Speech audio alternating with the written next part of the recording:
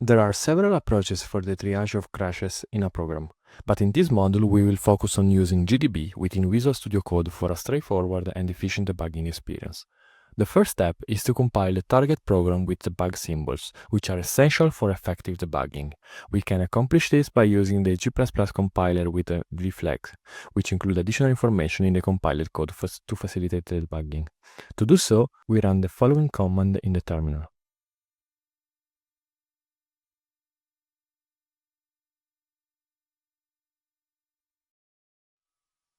Once the program is compiled with the necessary debug symbols, we can open the project folder in Visual Studio Code.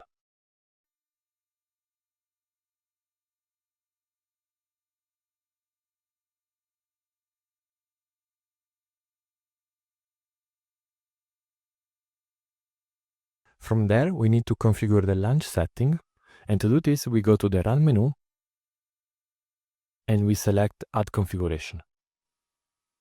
Now we click again Add Configuration, and we select GDB Launch.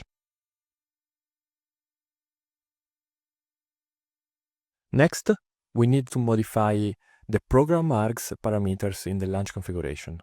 So in the program, we have to specify the path to our compiled program, that in our case is simple crash debug. And for the args, we have to provide the path to the input that we want to pass to our software.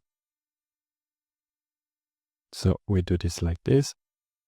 We copy the workspace folder, and then we can copy paste in the crashes folder the relative path of one of our crashes.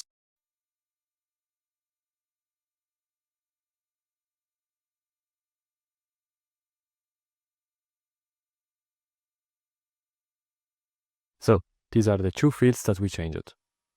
With everything set up, we can now run the program in debug mode. This will allow us to step through the code and observe exactly where the crash occurs, making it easier to identify and resolve the issues.